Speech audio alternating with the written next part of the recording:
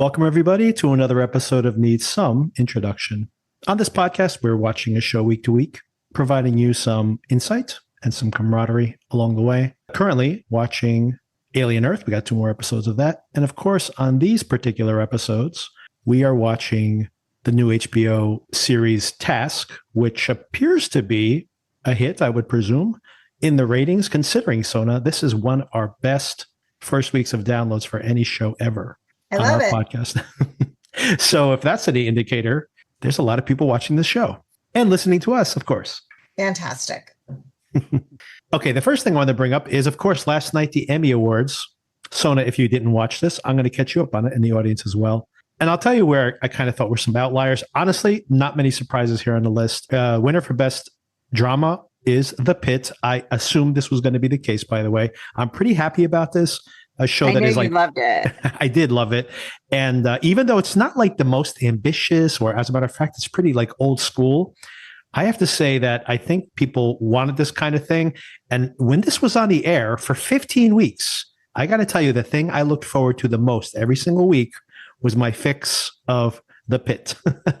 And apparently a lot of people felt the same way because this won Best Drama, and a lot of really good dramas nominated this year, but this is the winner. Also won Best Actor for Noel Riley. Well-deserved, I think. That show is in your mind. When you picture that show, if you've watched it at all, you picture him. And the second person, very happy to see win, is Catherine Lanassa, who plays the charge nurse, basically, for The Shift. And as my wife said, those people run the show. And she is always in the background. She's never like the center of the story, truly a supporting actress. But you just know that that whole emergency room is operating because of what she's doing. Mm-hmm. And she's fantastic and very recognizable. Like if you see the show, you're not like someone like she's been a star of a show before, but you're like, oh, I've seen that person like 100 times on like traditional TV. And she is really a standout this year. And she won Best Supporting Actress. Severance, though, also, which was nominated for Best Series, did get some very big awards. Best Actress for Britt Lauer and Best Supporting Actor for Tremel Tillman. Shocking, Sona, the first Black man to ever win Best Supporting Actor. That is really shocking. Truly, right? You would have thought we might have made a little further at this point. Well, I do think... I should say in drama, I think specifically. Not right, exactly. That's what I was about to say. Yeah. But still, pretty amazing. Mm-hmm. And well-deserved. I mean, what an incredible standout for him. Oh, and by the way, anybody who's seen the new Mission Impossible film, the whole middle of that film really drags. It's one of the worst Mission Impossible films, although it has an incredible stunt at the end, as I've outlined here before. But in the middle, when he's on the submarine, minor spoiler alert here, who's the captain of the submarine? It's Tremel Tillman, and he is just incredible. When he shows up on his ship, he's like, what the hell are you doing here? And he just like enlivens everything that's happening in that centerpiece of the film. So very well cast as well. They kind of probably knew we need something to energize this middle of the movie, and they got it with him. So hopefully he gets a lot more movie work. He's really talented, obviously. Best comedy, not a surprise here at all, and well-deserved. The studio wins Best. Apple TV, big time, by the way, representation, not only in nominations, but in wins here. Wins Best Comedy and wins Best Actor for Seth Rogen. Seth Rogen also wins Best Writing for the studio and Best Directing for the studio. So Seth Rogen is like, what a coming out year for him here. Like really, truly a media titan. Who would have thunk it? And no surprises here at all. The miniseries or anthology winners across the board, I had predicted this was going to be a sweep, and it pretty much was. Best Director, Best Writing for Adolescence, Best Series, Best Actor, Best Supporting Actor for The Boy Who Gets Arrested, Owen Cooper. Incredible performance, by the way, for such a young actor. And as a psychiatrist on their psychologist, Erin Doherty, Supporting Actress. Incredible. And by the way, just from a directing standpoint, if you're familiar with this, anybody out there who hasn't seen it already, most people I think who want to see this show has seen it. It's a massive word of mouth success for Netflix, and now going to get, I'm sure, a second wind with all of these awards. But all these individual episodes shot in one continuous take. So just the technical aspects of that are pretty incredible and really quite an achievement. Christine Milioti wins Best Actress in a limited series for The Penguin. Very well deserved. Usually comedic actress. This is the reason for me that The Penguin works. I know your husband watched The Penguin, correct? Yes, and he said that was a very well-deserved award for her. Yes. As is Colin Farrell under all the makeup. He gives a real performance. Like you don't think that that's him under there. You just really just feel the character. But once again, the show itself doesn't work without having her as like a good counterpoint to him. Best actress, best supporting actress for Hacks again. Well, maybe I think best supporting actress, this is her first time winning, but I think this is the fourth time in a row that Jean Smart. So time to move. I mean, I thought there were some other really good actresses in this category. Could have moved it on to somebody else here. And I have not watched Hacks since like season 1, which I very much liked, but just never went back to it. Same. So, congratulations to them. I hear it's still a good show, but maybe it's time to move on to. Sometimes the Emmy gets into a rut where they just keep giving the award to the same people over and over again. Like, cast the net a little wider next time, folks. And best supporting actor in comedy goes to Jeff Hiller in Somebody Somewhere, like somebody who like never acted before. So quite an amazing for him. I saw Somebody Somewhere for season 1, never watched season 2 or season 3, but I did like that show. And definitely very like a heartfelt show about just like kind of misfits finding themselves, very autobiographical to the woman who is the writer and star of that show. So, an interesting HBO series, definitely something to catch up on. And just not an interesting story for him, someone who had like not been a professional actor and now winning an Emmy Award. Pretty impressive. And then for writing, unfortunately, Andor really deserved to win a lot more awards than it did, but it did win Best Writing. Very well deserved. An excellent series. And I think I mentioned already Adolescence for Best Limited Series, The Studio for Best Comedy.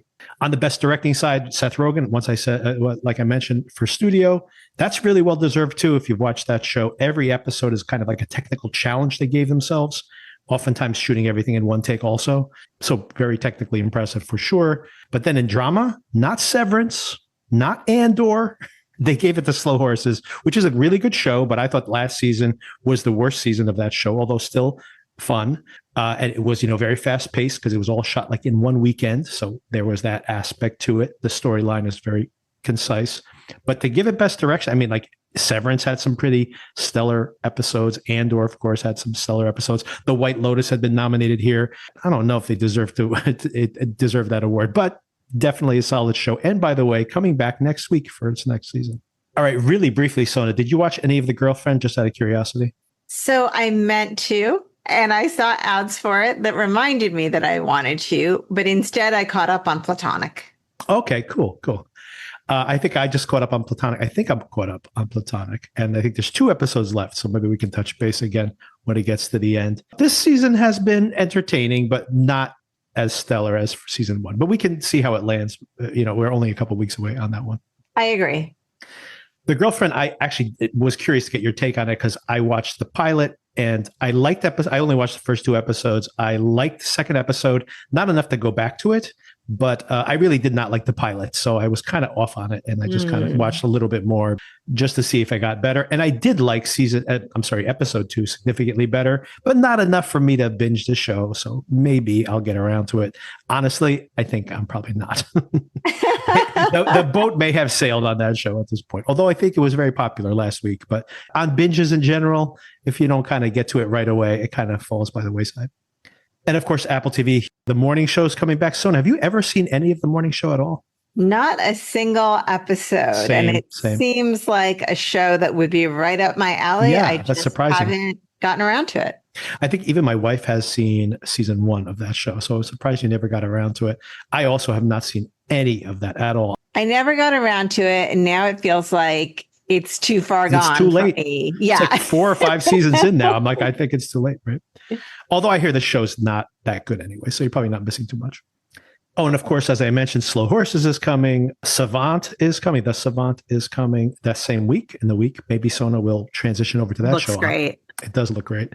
The Lost Bus is coming the week after that. The Last Frontier is coming the week after that. This one's another interesting, a thriller about a sheriff who used to work in a city and has moved out to like an Alaskan town. He's living out there, and a plane full of convicts crashes in his woods, and they are now on the loose. And it's kind of like they're on the clock trying to track these guys down. So another interesting series coming to Apple TV within the next few weeks. And there's more that I'm skipping here along the way, but all culminating, of course, with the new series Pluribus, which is coming November 3rd, I think it is. So just about a month and a half away. And that's going to be a big deal considering we have this Better Call Saul talent reunion with the writers and the creator and the actress. So all very interesting things to come. Apple's really hot right now. So very curious to see how things play out. Oh, and one more thing, Sona, you might be interested in seeing, and the audience for sure, we might be covering this somewhere on the podcast within the next week or two, but there's a new binge coming to Netflix this week called Black Rabbit. Have you seen the trailer for this? I don't think so. You may like this. It's a thriller about two brothers. The brother who's a screw-up, who is going to get killed if this debt can't be paid off, is Jason Bateman, scuzzy Jason Bateman. Love Jason Bateman. And his successful brother, who runs a very successful bar/club in the city, is played by Jude Law. Very strange combination of brothers here. Basically, he is trying to save his brother, and it's one of those uncut gems type movies. From the trailer, it looks like it's one of those things where you take one step forward, two steps back, and things just keep escalating and escalating. So could be a very fun watch. They definitely are promoting it. When you see the trailer, it feels like they're trying to make it feel like uncut gems. So I'm not sure if you can maintain that kind of pressure for more than 2 hours, a whole entire series. But I'm very curious to see it. And the early reviews have been good. And that's coming on Thursday, this very Thursday. Oh, wow. Yeah, it's not just this month. The backlog of stuff from the writer's strike is all starting to come out. And I have this spreadsheet where I'm just kind of keeping track of returning shows, a new series that I'm just curious about. And I just keep them on the spreadsheet. And then when I have a release date, I move them around. And Sona, starting this September, basically is where the spreadsheet begins till the end of 2026. So like a 15-month period. Sona, there are 40 shows on there, 40 shows on that list. Yikes, feast or famine. It really is feast or famine. We just spent a summer with nothing to cover. And now we have like possibly 3 or 4 shows per month for the rest of the next year or two, which is great for us, who like watching TV. So. All right, so let's get into this episode of Task. First of all, the title is called Family Statements, Sona. So lots of different, what a family statement is here, obviously from a legal term, but also lots of statements about families here in this. And maybe this whole show, a statement about families in and of itself. Definitely. And a couple of things I want to mention. My wife finally caught up on this episode. She'd seen like 5 minutes of it and finally later in the week watched the whole entire thing. And I sat along with her, and just some observations I had, the pacing issues that we had in, not only you brought that up, Sona, but when I brought it up with Darren as well, he had mentioned that he thought it was a little slow paced till I got to the end. I guess when you know where the story is going by the end of the episode. Then it feels like a build, right? Yeah, it did not feel slow at all. Like I thought it was like perfectly paced. So I, like on a second watch, felt like really well written, where I felt like I was bumping against certain things in that first watch. So very odd. I usually don't have that experience. Usually I have like a lesser experience the second time around. So just surprised myself and wanted to call that out. Yeah, with the context, it made more sense. Absolutely, yeah. The second thing that I totally forgot to bring up, we did not bring up at all in our recap. There's an insider, of course, that have been feeding information to Robbie and his cohorts. Of course, now that is a central plot point here after this second episode. And this is mostly going to be pretty serious, and we're going to get into themes and get into some pretty dark stories. So I wanted to make sure we kick things off with the funny bits. What did you think about Lizzie Snickerdoodle singing up in her office and like completely cluelessly, they're calling her and they're calling her, they're calling her. He's in the room with her and she still gets surprised. Like, what is proper etiquette when someone is like this? I honestly thought he took it really well, because I would have been way more indignant. Hey, I knocked, I waved. What else do you need me to do here to get your attention? I mean, I found it very nervy for her to act as if he had snuck up on her. Something I have to like really admire in the writing of the show, there's something that's very naturalistic about how things like within a family or within a dynamic in a group seems to just emerge naturally. And I think I can't even remember, I brought something up last week where that kind of hit me the same way. But I love the fact that, for example, that Tom, the Mark Ruffalo character, is kind of like, don't call her Snickerdoodle, right? And then by the end of the episode, he's like trying to get her attention and yelling up the stairs. And he's like, yo, Snickerdoodle. That has simply become her name now. Well, she set him straight by the end of the episode. I think they found a middle ground on that. I think she's stuck with that one for now.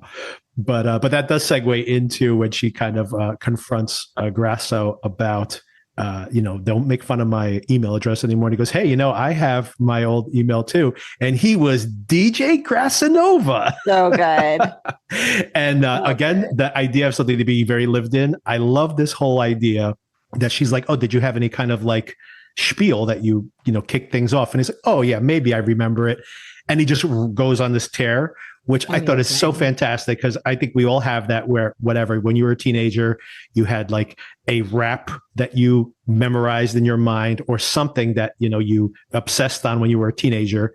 And of course, that thing you can't remember people who you just met. You can't even remember their names a week later, but that stuff is just embedded in your brain forever. What did you think about that? Is that going to get you on the dance floor? His whole spiel?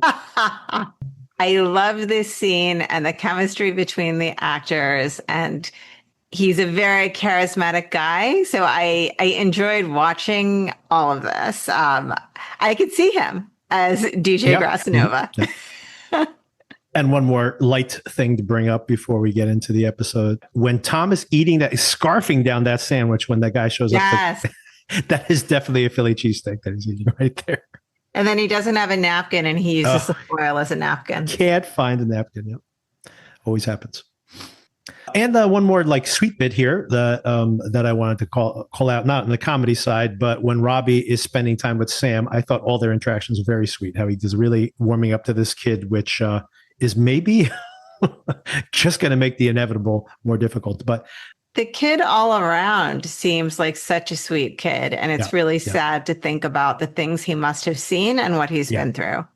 I think that's why they cast this kid, is just that, like you said, there's just some real warmth there. And you picture how gentle this kid must be, and and maybe his parents were sweet to him, but just getting, run around, and maybe they weren't sweet to him, right? Because he was being punished by sleeping in the basement. It wasn't just keeping him out of the way so he wouldn't see bad things.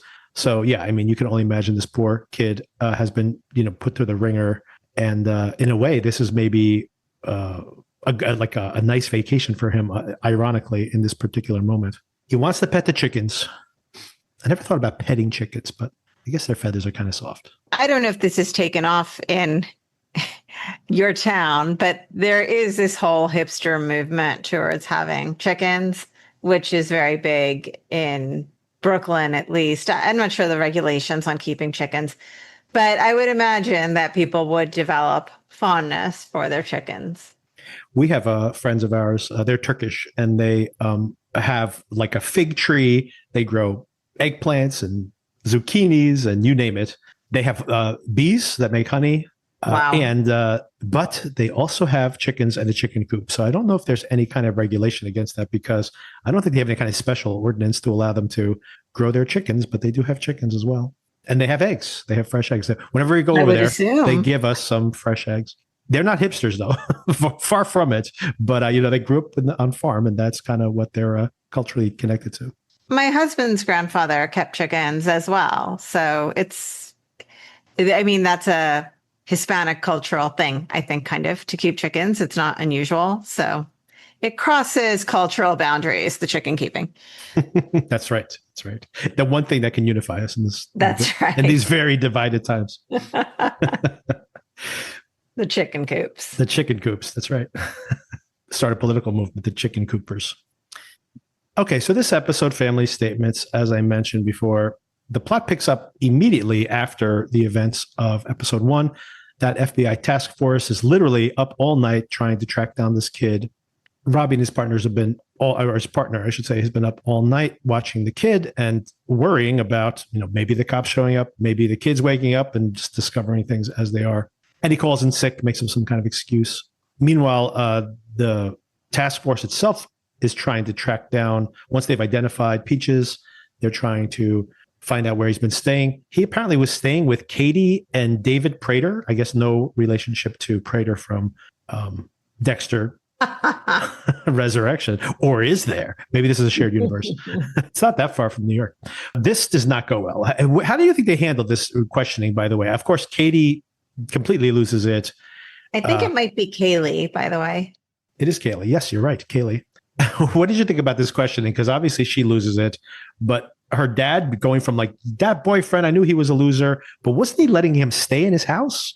And anyway, I'm very curious to know how that whole circumstance occurred, to say the least. But also, I think DJ Grassanova over here doesn't do a great job of pressing her a little too quickly. So kind of lose her when she's, So I felt like he maybe jumped in a little later. And I was thinking that Tom might, kind of push him back a little bit on his technique. But I feel like they lost it. And by the way, we'll get to the end eventually when we get there. I questioned what had happened before we came in on this scene, because the whole tone of the questioning seemed really not designed to be very productive to get the information that they needed, the way they were treating her, and I thought actually when Grasso interrupted, he was going to take the dad to another room, maybe, so that they could have a one-on-one questioning that might be a little bit gentler and warmer. But instead, it was just like, your boyfriend did some really bad things. Tell us everything you know. And this girl is hysterical. It was kind of uncomfortable to watch. And I feel like they must be better at their jobs than this is showing me. Well, I mean, maybe that's what they're trying to show us. First of all, Grasso, this is, he's very young, obviously. True. And Tom's been out of the field for a while. So maybe it's trying to show us that they're... he was a chaplain. He should, and he was sent to disaster sites. Like, he should know how to make people feel comforted and let their guard down a little bit. Yes. I mean, I thought this was very badly handled. First of all, you're questioning someone who's basically a child herself, not segueing from empathy into using that empathy to, we're trying to help this prevent anyone else from getting hurt. You're there. Who are his friends? Maybe they're targets as well. You might be in danger if someone comes knocking on your door. So, be showing some kind of empathy. But like you said, he should have done better. I mean, he used to be a chaplain, so he should have had led with empathy, to say the least. Also that morning, the leader of the Dark Arts, Jason is his name, gets the news. And I found this very interesting, by the way, that when he gets the news and he's talking to his girlfriend or wife, whoever's there with him, there's this real softness to him. Like he's like emotionally upset, especially about the boy disappearing. But then I think there's something being said here that in public, he's got to be so hard, especially as his gang leader, right? So he can't show that. So he can only get angry. So I do think that there's something being said here about the fact that men can only express any kind of emotion in public as anger. And maybe that dovetails with, unfortunately, the world we live in right now. But at the same time, it's just this strange irony that I think they're illustrating here. Yeah, there's a whole kind of, I don't know if meme is the right word for it, but men say that women can be too emotional about so many things. And it's like they've successfully rebranded anger as not being an emotion. Exactly. Because men feel anger so much, but we accept it. We don't say those men are too emotional. But all of the other range of emotions you can feel, all of those fall under the umbrella of things that you can be too emotional in showing, but not anger.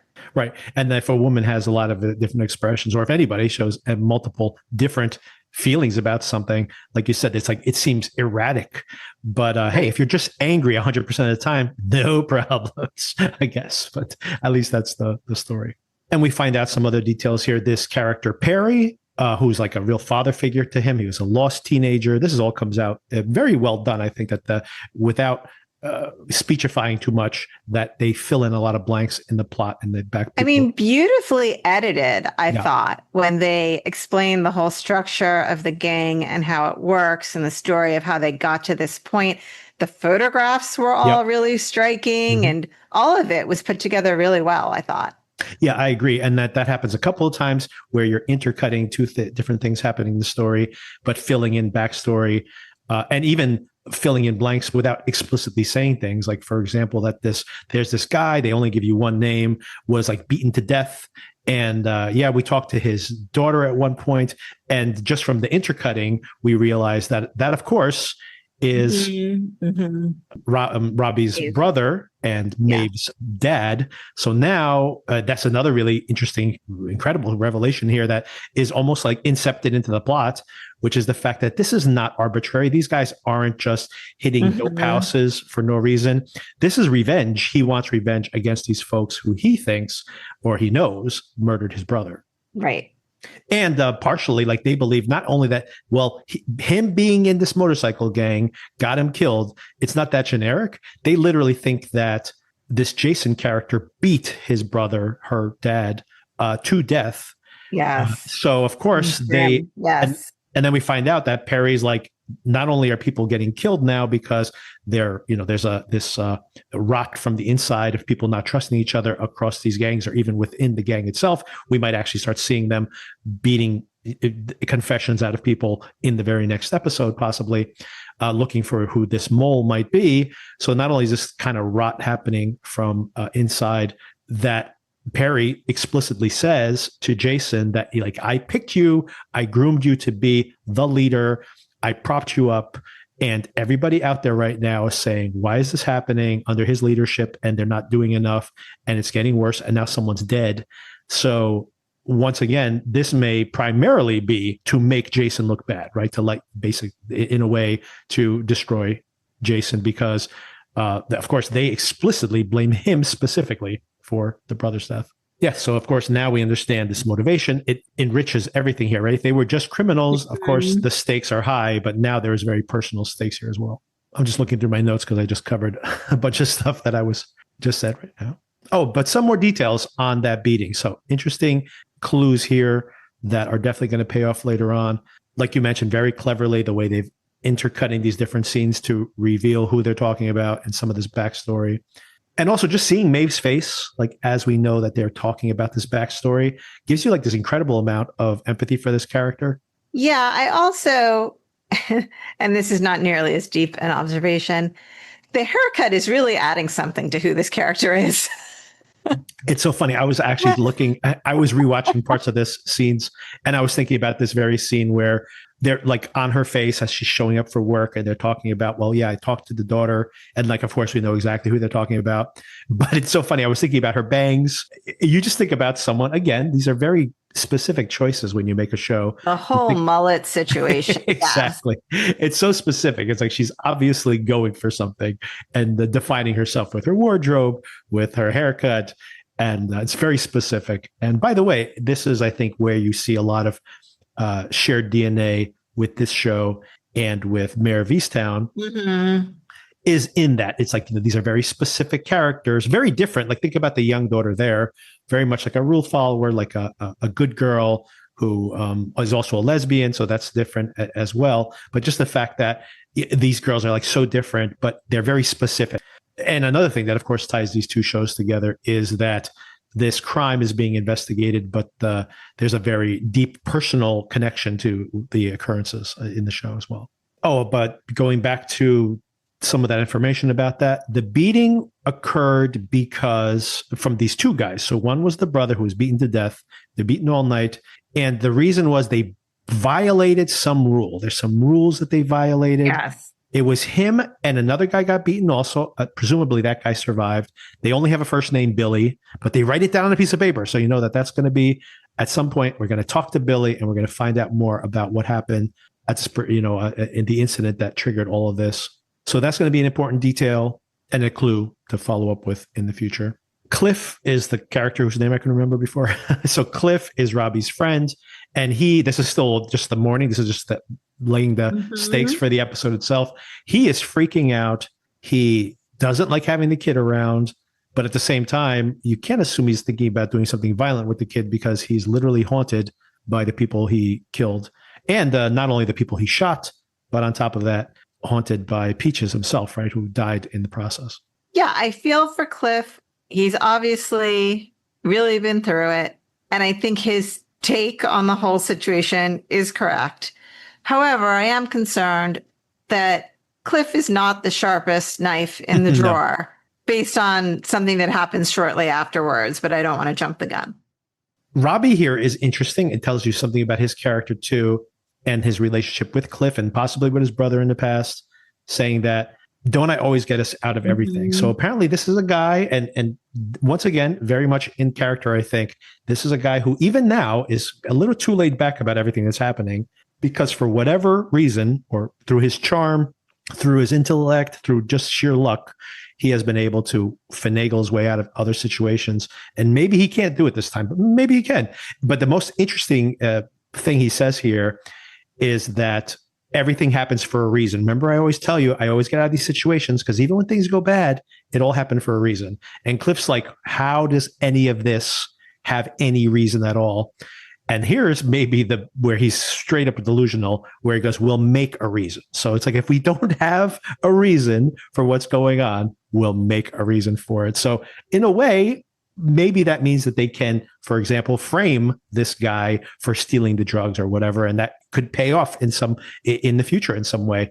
Or he might just be completely delusional at this point, and things are going to get much, much worse. Yeah, I personally can't stand that phrase. Everything happens for a reason. Yes, same, it's not. Same. I feel like it's been empirically disproved, first of all. But right. Yeah. And then, of course, they go and they open the bag, and turns out that this is fentanyl. We knew. I mean, I had presumed last week that it was some drug. I didn't realize it was fentanyl. Yeah, good call on that. And now they're going to have to sell the drugs. And hey, Robbie says it. Drugs are more valuable than the money anyway. But as I mentioned last week, and as we know from watching all these TV shows, moving cash and moving drugs, very, very different. Like moving art when you are in your friends and neighbors. It gets way more complicated when it's not cash. And of course, Perry is way ahead of them. Very smart. He's the brains within that organization. Not sure why Perry's not still not in power himself, but I guess we'll find out over time. But the whole idea that he says, look, the only person who can move that kind of drugs is that guy in the city, the Dominican drug dealer in the city. They are keeping it hush hush that the drugs have disappeared. They don't want it to get out through the grapevine, so that if someone shows up selling those drugs, this is all a trap that's being laid out for Robbie and co. An interesting detail they brought up earlier, by the way, is that bikers, just information you learn from watching these shows, bikers usually only deal enough drugs to pay for their own habits. But in this case, these guys are way more ambitious. I also didn't know that bikers, as a general rule, are drug users. Maybe that's my own naivete. Well, I mean, I think that if you watch that, what was that show called? Sons of Anarchy. But I think I never watched that. They're mostly, in that show, they're mostly doing meth. There's a lot of methy drug. I mean, bikers in Breaking Bad as well. So I guess they've moved on to, it's very different high to go from meth to keep you, I guess, wired up than to go into fentanyl. So quite the opposite. Okay, the shocking revelations keep coming, because we find out that Ethan, Tom's adoptive son, killed the mother by shoving her down the stairs. He had some psychiatric problem, I guess not fully defined yet, and he was off his meds because of COVID. See, Sona, this is another way that COVID kills. And before we get to that revelation, of course, we find out more about his background when he's driving with Grasso. He was a chaplain for the FBI. That was an interesting detail, by the way, that's how he got introduced to the FBI. Yeah. He mentioned something that he goes, when things go terribly wrong, people want to know why God let it happen. So interesting. Grasso takes that all in and says, hey, I went to Catholic school, and none of that stuff ever made sense to me. By the way, I went to Catholic school, and I remember even as a kid, I'm like, these rules seem pretty arbitrary. Did God really say that? I don't want to hear the tape recordings. Well, I'm not Christian, so I will stay out of that. But yeah, I do sympathize with Grasso's point of view on this one. But it is interesting to think about this person as a chaplain and providing comfort to, and what that says about his faith as well, right? That he thought that he could do the most good as a, providing comfort or trying to provide comfort in these moments of tragedy, and how that probably, given his tone, I think he did not think that was working, and maybe proven out by the fact that he decides to become an investigator, which is a very different type of position to have in your life, right? Not to say that things happen, like to your point earlier, that everything happens for a reason, and then that you are there to console people so they can deal with it, that instead you have this situation, or I should say the philosophy, where you are trying to be an investigator and prevent these things from happening, right? So it's very much you're moving from a purely spiritual realm in one way to a very concrete and physical realm of let's see if we can prevent these things from happening. And I'll use that as a minor reminder for everybody that we're going to be covering The Savant here, which is about somebody who prevents these type of attacks from happening. Unfortunately, they still occur. Okay, then the family gets together. They are preparing for Ethan's day in court, and the lawyer's there. I think that's the lawyer. Is that who that other guy was? I assume he's the lawyer. Was that correct? It feels like a lawyer / family friend. Yes. Yeah. He was a little he was so intimate in the house, but I assume maybe that was just from him being there so frequently. But yeah, he definitely also seemed to be there like officially to help them prepare for what is to come. And this was really an incredible sequence in the show just to see the dynamic in the family. This, biological daughter, she lets Emily hold the baby, but even then it seems like she's just doing it to be polite, like just, oh, could you sit down? But they are okay, relatively okay, given all this. But you see that there's all this resentment underneath her, under this as well, where she's simply like minimizing the actual fact that this was an adoptive daughter, not a biological daughter. So it's it's a pretty ugly interaction here.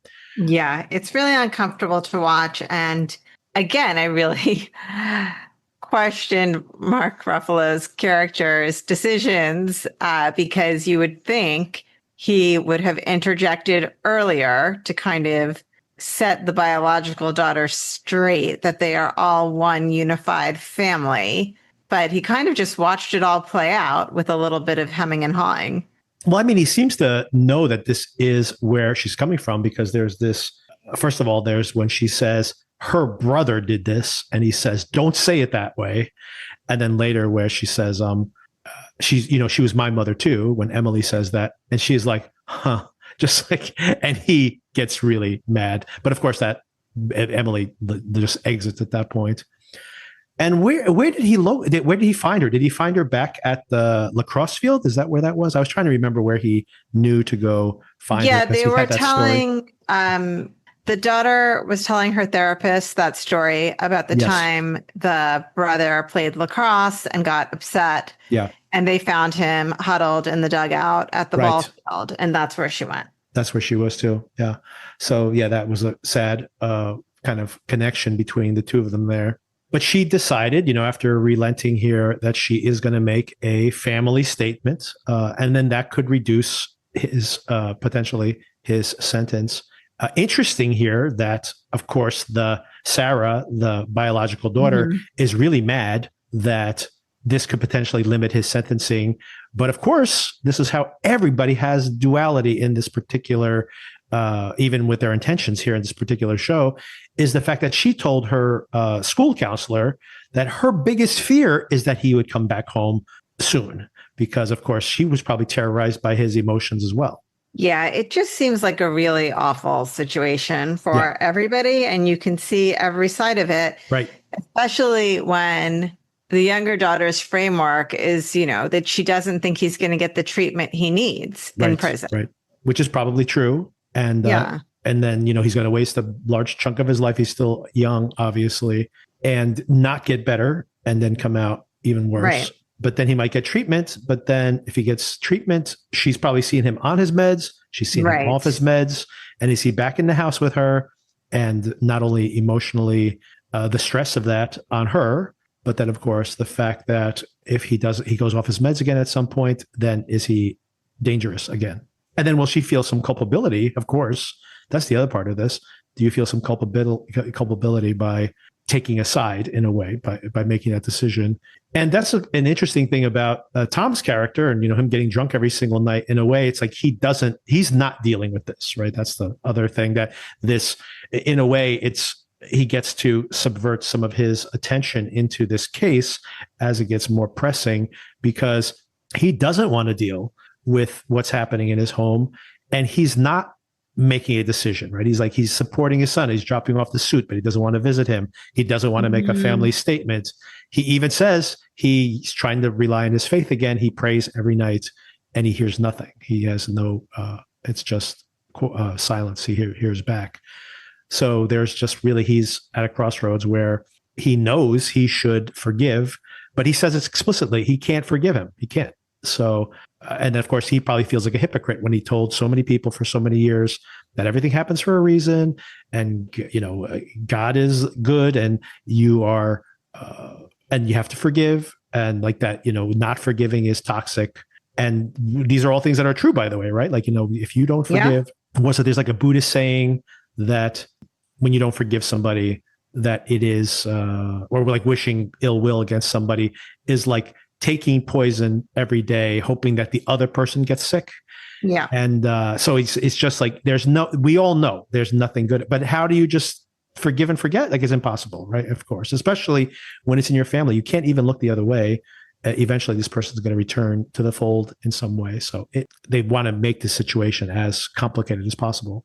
Well, they did a great job. It's super complicated. It is super complicated. All right. So Sam, of course, has been hanging around the house. Maeve is a little suspicious right away that not everything is up on the up and up with this whole Sam situation. Robbie says, I had some coworkers. She's like, man, your coworkers suck. He comes up with some excuse that someone in the family was sick. I think what she's really saying is sticking her to take care of another kid. She knows that's what's going to happen. Very good point. Very good point. Because, he's just going to flake off like he normally does at night. But then she starts talking to Sam a little bit. And of course, Sam, just like kids want to do, tells her that, hey, he didn't even get his right. He even changed his first name. So the first time she talks to this kid, he's like, oh, wait a second. That's your first name? What's your last name? And that last name, of course, not only is just like, something's not adding up here. She knows full well what that name entails. And when she goes and Googles it very quickly, this kid is missing. And she comes up with a plan immediately. I really was impressed by her here. She doesn't like second guess herself or anything. She's like, I'm going to take action. And her decision is, what do you think of her plan here? It's not a bad plan for someone who's, The plan is good and the plan is bad, right? Because I think she's thinking about the immediacy. Yeah. This child is missing. This child does not belong in this house. Yep. What is a way to get this child found so that I can get this child out of my house without having to personally get involved in this? Right. But I don't think she's thinking 3 steps ahead. The child has seen all of them, can describe all of them. Right. She doesn't know where he came from and how dangerous it is that he can describe all of that, right? Right. So I think she hasn't questioned why she doesn't know the answers to those questions. Right. So this seems like a good plan, and it is a sound plan, but the repercussions would probably be pretty bad if it were executed successfully. Maybe on the one hand, she's like, whatever the circumstances are here, if it's just fear in a way, because she thinks about, oh my God, what if these people come knocking on our doors? And she probably figures that she's relatively little blowback is going to go to her. But, if Robbie ends up in jail, and maybe this is exactly where the show is going, she's going to have to take care of these kids herself. So she's going to be the surrogate mother there for sure. Yeah. And I assume his illicit activities are funding a lot of taking care of this family. True. That's true. Because she doesn't really have an income to pay that whatever maintenance on the house is required. Although I don't even know. I was going to say, although maybe she does own the house outright, but that's not necessarily true. She might have inherited the house and a mortgage. And how's she going to pay for that? Not with her arcade money. Right. Yeah. Good point. So it's both a good plan and a bad plan. Yes. I mean, listen, either way, I think she has identified the real problem, which is that this is unsustainable. Mm-hmm. You can't hide this kid in your house forever. Well, that's why I was saying that it was a good plan in a way, because I don't know how much calculation she did, but of course, yes, if this kid talks, this could all blow back on them. But to your point, are there any good options here? Like keeping the kid around for another day? That makes it better? And she doesn't fully understand what the blowback is. She doesn't realize the situation.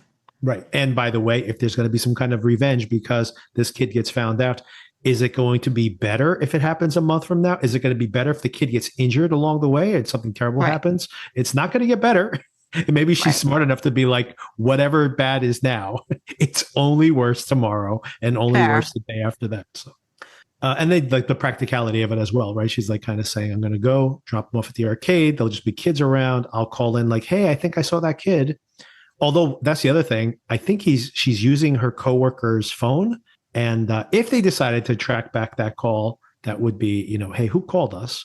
No, it wasn't her coworker's phone. It was a phone that got lost in the arcade. Oh, it was just, good point. Yeah, there was a scene in the beginning where someone, I think the coworker is putting it in the lost and found, and they make a joke about how bejeweled cases are back in. Oh, okay. All right. And then there's a bejeweled case. Very good. Very observant. Good job. Thank you. Every now and then I catch something. I had noticed that. So that's I might not be able to tell you any character's name, but I knew that happened. But you noticed the bejeweling on the case. Yes. Good job. Good job.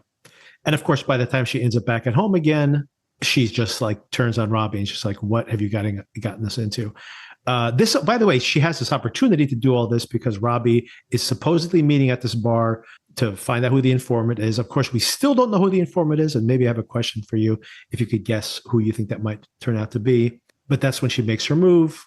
By the time he gets back, he's panicking. Where's this kid? And of course, Maeve comes in with the kid in her arms. But this whole sequence where she's trying to shake this kid off, he ends up back in the car. There's something comedic about this and terrifying at the same time, right? Like the when the cops are at the door and they want to question her, and she's trying to, once again, thinking on her feet.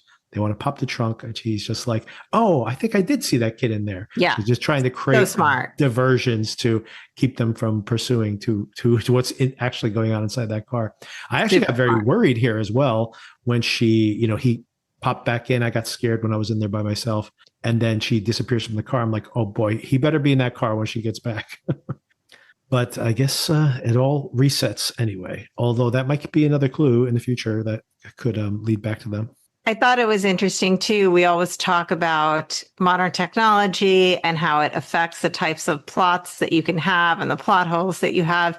Here, they specifically made a statement that there were no cameras in the parking lot, which I find hard to believe, but maybe that's how it is in Pennsylvania. I wouldn't be so surprised in some places because I feel like, especially, at the local strip mall or something, they probably haven't updated all their technology yet. It seems to be they're maybe a little bit behind still, but so that's somewhat believable. But it is, it is a little convenience there. And then again, even if they had cameras outside, if you have like old school video cameras, you're not going to be able to read people's license plate numbers. If you have like a 4K Ring camera out there, which a lot of people do have, then that's going to be much more helpful. Not license plate, but you'd be able to see the type of vehicle and that the kid got out. Well, in her particular case, you'd see her and the kid running in and out of the car. So that would be a dead giveaway, even from a distance. Like, what's that kid doing? Why did she bring him here? And why did she get back in the car? And why did she get out of the car and not mention at all that there's a kid in the car with her, which is, very suspicious. And the episode ends, of course, they want to know who this informant might be. And they only have one lead. This is the gang, which is called Dark Hearts. Dark Hearts. That's right.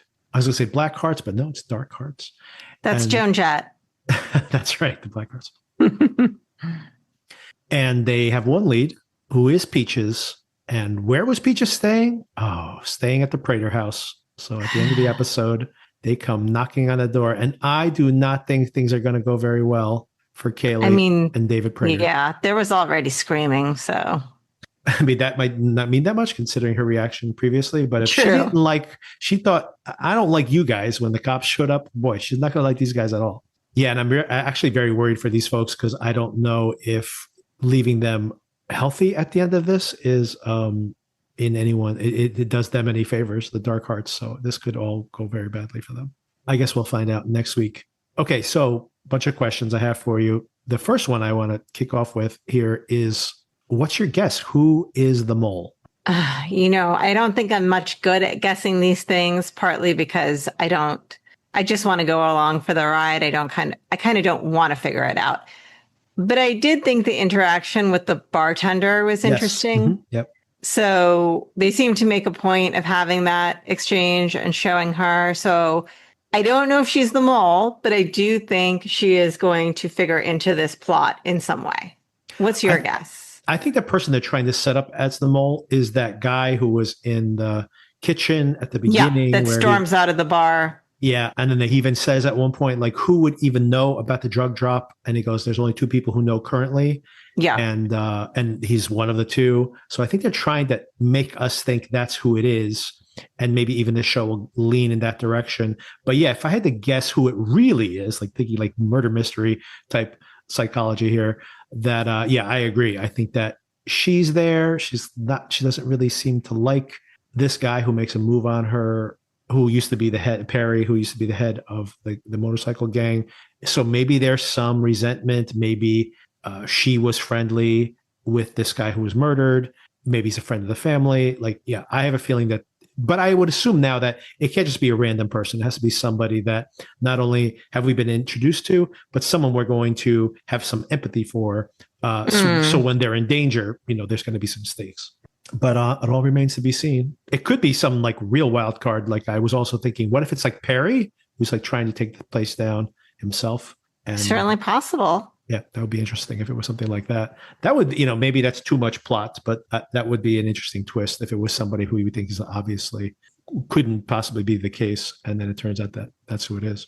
Oh, of course, I didn't even make that connection, but they call like a meeting with everybody, obviously, because they're going to start to try to pressure people to find out who the mole might be. And so, of course, whoever the mole is couldn't show up at their meeting anyway. It's not only that he's blowing them off because he thinks everything's too hot. He probably had to go to the other meeting. So, in other words, he's busy that night. So he's not going to make that meeting with Robbie and Cliff. There you go. So I made a comment before about Cliff maybe not being the sharpest knife. Yes. And this is the reason I think that. The burner phone featured really prominently in this episode. And you see that they're mostly texting in vague language. I have the package or, things like that. But Cliff's text says, fentanyl test positive. Good point. I haven't even thought about that, but yes, he's just like, I didn't receive. But you know what? Maybe in his defense, if they're going burner phone to burner phone, it's different than you can imagine. Like when he says, hey, I got the wrong package. Can you call me back? You can imagine this person has some kind of business where if he is in a meeting with the rest of the bikers and he gets a push notification and someone looks at his phone and says, hey, I got the wrong package. Can you call me back? Or there was a delay in my shipment, whatever the particular language was on those more vague messages. That doesn't look suspicious as opposed to like, I guess if Cliff is texting him, it's burner phone to burner phone. It's probably not that bad. Although, good point though, that if the burner phone gets found, fentanyl test positive is definitely a dead giveaway. All right, a few interesting themes that I think that are being developed here. The big one here, it's right in the title as well, but it's the whole idea of family itself, right? We already touched on some of these things.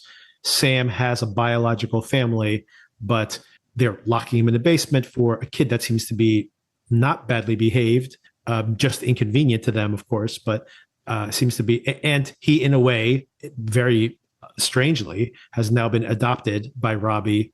Of course, within Robbie's family himself, he is now living under in the house of his brother's house, of this like integrated family that is adopted to some extent in both directions. She is now like a mother figure to these younger children, and he is now a father figure, or at least a mentor. I don't know how much she looks up to him at this moment, but at least some kind of protector and mentor potentially. And as a matter of fact, they probably butt heads because there's probably some similarities between the two of them. And then, of course, you have explicitly in Tom's family the idea that there is part of the family that's adoptive. There's part of the family that is biological. And then the question as to, obviously Sarah's question as to, is there like more ownership to that familiar relationship if it's biological versus adoptive? And I think all these things are kind of playing out over the course of the show. Mm-hmm. And how do you think it's exploring some of these themes, or what aspect of that do you find most intriguing? Wow, what a question.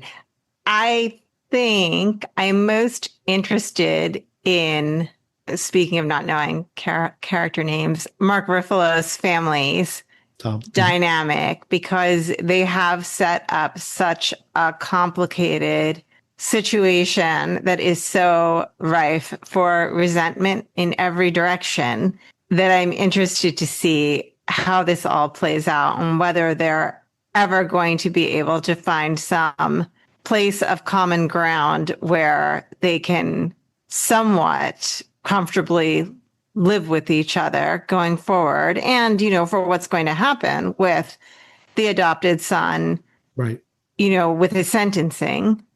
But I think you're raising an interesting point about the parallel in kind of the family you create and the repercussions of that, and whether it really matters whether people are your biological family or not. I think there is a lot of interesting stuff there to be explored.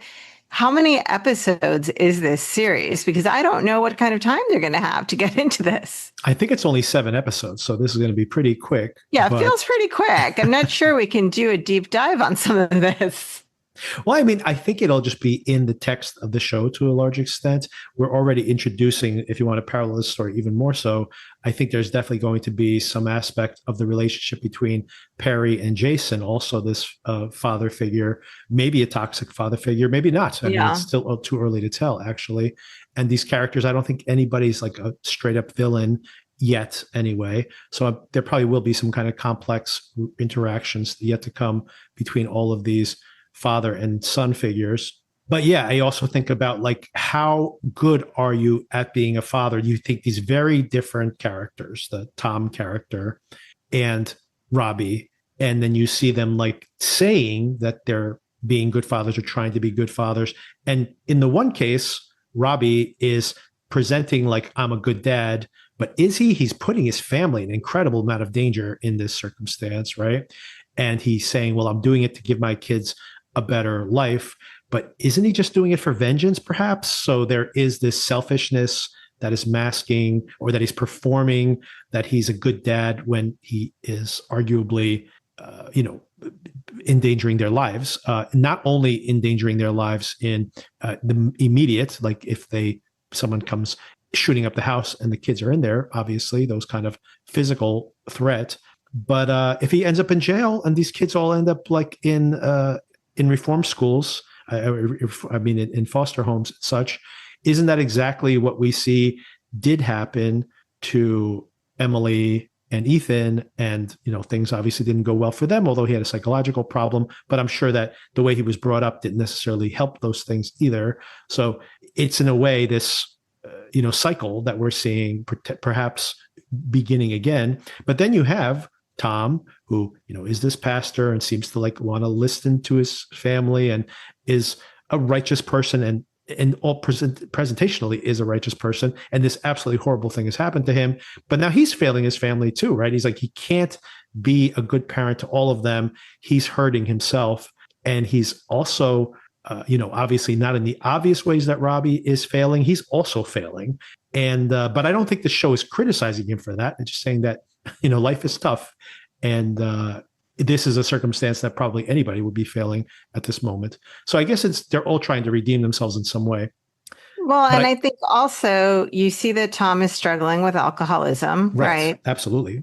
That doesn't help. Yeah, that does not help in this circumstance at all. And that it doesn't help him. It doesn't help his family. And in a lot of ways, it's hurting his family. Sure.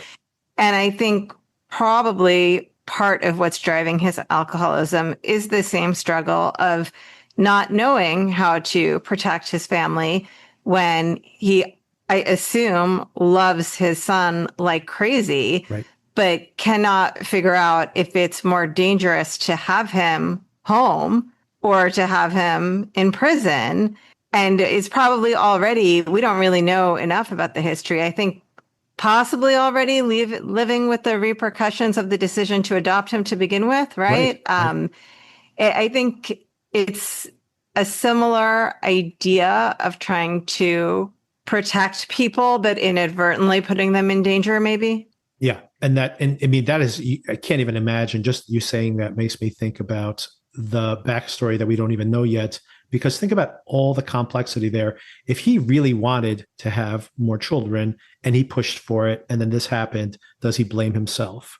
if he didn't want the kid, does he blame himself for maybe he was cold to the kid? Same thing. If he really loved this child, this son he had, even though he wasn't biological, and favored him in some way, does he feel responsible for favoring the kid and allowing this to happen? If he didn't want the kid, does he blame himself for what ended up happening? So it's one of those things where what warning signs might have been ignored, right? Exactly. The one daughter is already telling these stories about things that she remembered happening, that maybe we don't know the backstory, but maybe he or they could have acted differently in response to these warning signs. I mean, it's a lot to live with. It's like the tragedy you hear all the time about. I mean, some of these kids had warning signs and were dangerous for years and were protected in a toxic way by their family. But a lot of times you hear about these tragedies where these young perpetrators commit these horrible crimes that the parents really get caught off guard, and you really empathize with them, because it's just like they will oftentimes say, like, I missed something. How could this be happening and I didn't see it? Or vice versa, where it's like, I saw this, but I thought he would outgrow it. And like, so it's almost like no matter what, you just can't have there's no clean answer to why it happened and who's responsible and who's not responsible. And of course we can judge them from a distance, but being in it, I'm sure that's a torture they put themselves through.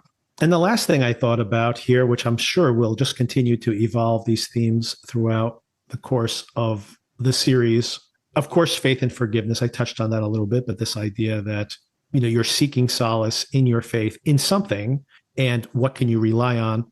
But it also made me think about this idea that, your family as an anchor in a positive way, where your family grounds you, but then as a negative way, where your family like kind of won't allow you to, disanchor, to move on, and how these people are all in the way trapped by their family situations, right? You think about Sarah, for example, blaming her dad for adopting these kids and blaming the adoptive kids, where, and specifically when you think about this kid, the actual perpetrators having a psychological problem, right? Like he was off his medication. So in a way, it's like not even something potentially that he could have controlled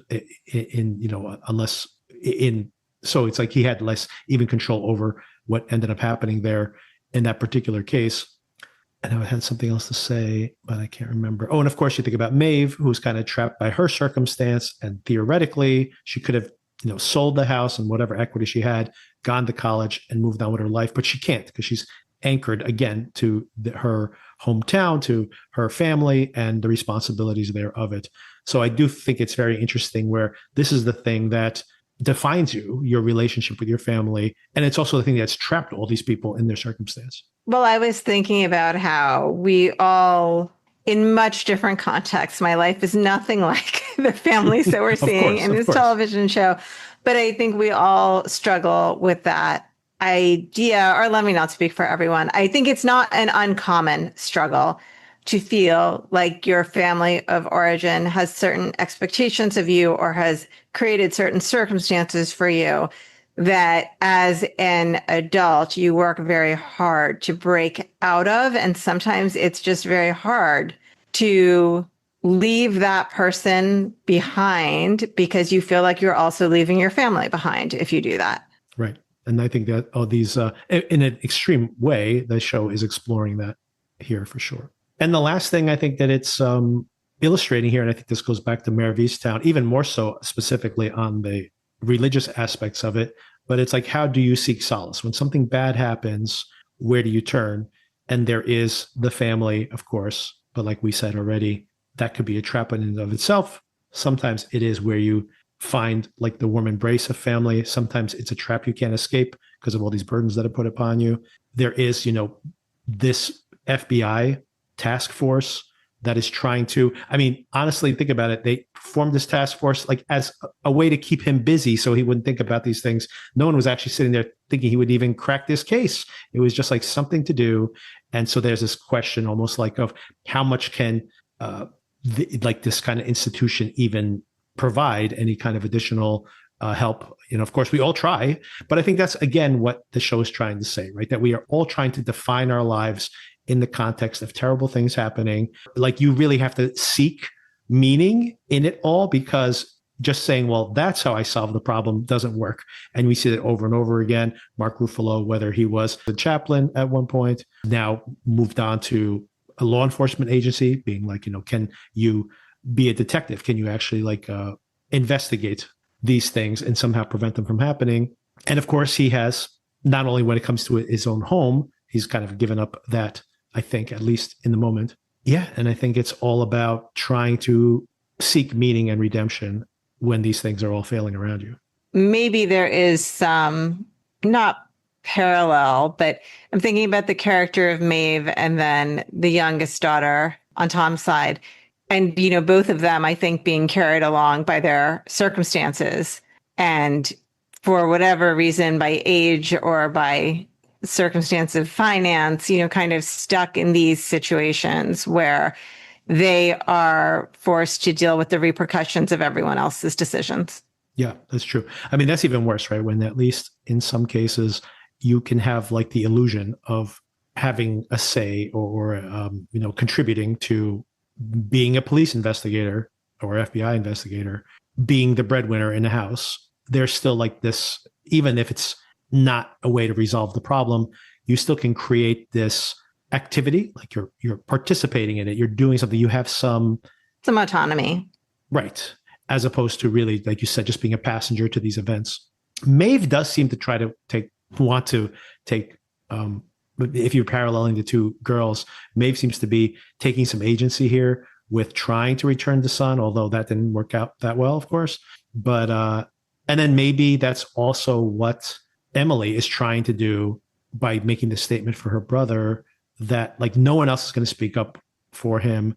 And even though she has her own qualms about it, she just feels like, well, that's one thing she can do. And maybe she's the only one to do it. Question for you, by the way. Do you think he is Emily's biological brother also? I think so, because there was some kind of reference that made me think they were adopted at the same time. She says when they're at the table that Sarah's like, what do you think you're going to do by making this statement? And she says, maybe I could at least explain how we were brought up. And I didn't know if she meant generically, like we were brought up before we were adopted. She goes, how we were brought up before we were adopted by mom and dad. But when she said we, I was wondering, does she mean like, well, because we were both in the foster system, like just kind of generically, or like we were in the same home before we were adopted? And I don't know. So I guess maybe I think we'll probably get more details about that as the show progresses. Yeah.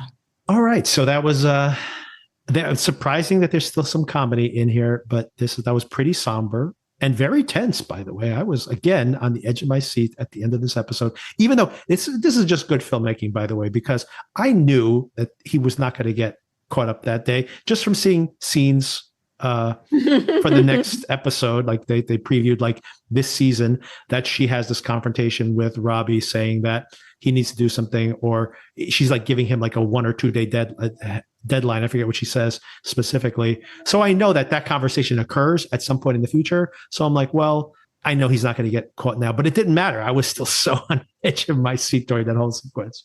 Yeah, it's really well made as far as moving the story along and constructing the story. And beautifully photographed. I love these, really cool shot when they were driving at night last week. And the camera is like looking into the car, like through from an upper angle, looking through the windshield, and the music's playing, very evocative. And this week, so many cool shots this week, but just one is just that drone shot of all the gang members driving down the street and like from this high point of view and then kind of coming down to their level. Very, very beautifully photographed. And also like all the intimate shots. You think about Mark Ruffalo, these really great performances, by the way, to be this naturalistic in these close-ups is really just the kudos to the actors for giving these kind of very lived-in performances. I agree. So same director, by the way, same director as last week. I don't know. I don't think Inglesby, well, he directed. No, he didn't. I take that back. I don't know if Inglesby does any directing or if he'll direct any of these episodes this season or not. It all remains to be seen. All right, Sona, thank you again, as usual, for the conversation. Thank you. Check out Black Rabbit if you want a little more suspense this week. You might be like that. I know you like I think you like the cast in general, but I know you like Jason Bateman for sure. I do. Huge Jason Bateman fan. And Jason Bateman with someone threatening to murder him at multiple times over the course of the trailer there's got some Ozark vibes there. How could you go wrong? This could be a sequel to Ozark. We don't know. This could be like he falls on really hard times. Turns out to be like Scuzzy selling his shoes on the subway. Never know. All right. So thanks again for the conversation, and I will talk to you. Talk to you soon. All right. Bye. Bye.